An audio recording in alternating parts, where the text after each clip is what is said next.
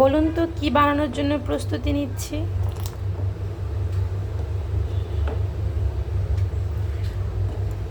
অবশ্যই কমেন্ট করে জানাবেন যে আমি আসলে কি বানানোর জন্য প্রস্তুতি নিচ্ছি, মানে কি তৈরি করার জন্য। এখানে প্রায় 1 লিটার দুধ আছে। সে 1 লিটার দুধকে জাল দিয়ে আমি একটু কমিয়ে নিব। আশা করি আমার এই কথা দিয়ে আপনারা বুঝতে পারবেন যে আসলে আমি কি তৈরি করার জন্য প্রস্তুতি নিচ্ছি।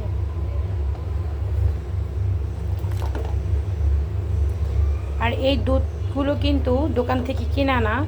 এই দুধগুলো আমাদের এইখানেই, মানে আমার এক রিলেটিভ, উনি দুধ মানে গরু পালে, তো ওইখান থেকে আমি দুধ রোজ করছি, তো সেইখান থেকে আসলে প্রতিদিন আমাকে দুধ দেওয়া হয়।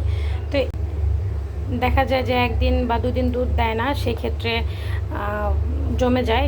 তো সেই দুধগুলো দিয়ে আসলে কোনো না কোনো কিছু করে ফেলে, নয়তো দেখা যায় দুধগুলো নষ্ট হয়ে যায় বা কোনো কাজে লাগানো হয় না, পড়ে থাকে। তো যখন এই দুধ জমে তখনই আমি আসলে এভাবে দুধগুলো দিয়ে কোনো না কোনো কিছু বাচ্চাদেরকে তৈরি করে দিই।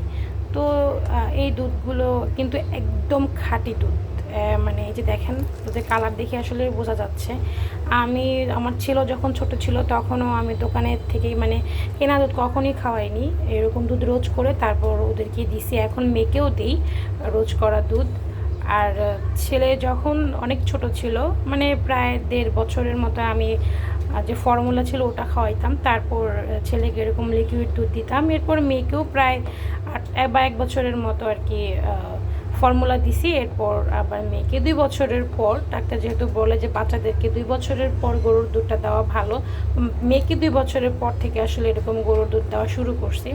যাই হোক, মাশাল্লাহ আমার মেয়ে আসলে গরুর দুধটা খেতে চান না, জোর করেই খাওয়াই। তবে খাওয়ার পরে আমি মনে করি যে হ্যাঁ, দুধটা আসলে মেয়েকে খুব, মানে মেয়ের কাজে লাগে। ওর অনেকে গরুর দুধটা অনেকে সয় না, মানে অনেক বাচ্চাদের সয় না, তা আমার মেয়ের আসলে সয়ে গেছে। অনেক দিন ধরেই আসলে খাওয়াচ্ছি। তো আপনারা চেষ্টা করুন এভাবে, যদি আশেপাশে কোথাও খাঁটি দুধ পান বাচ্চাদেরকে এনে একটু করেও হলেও দিতে।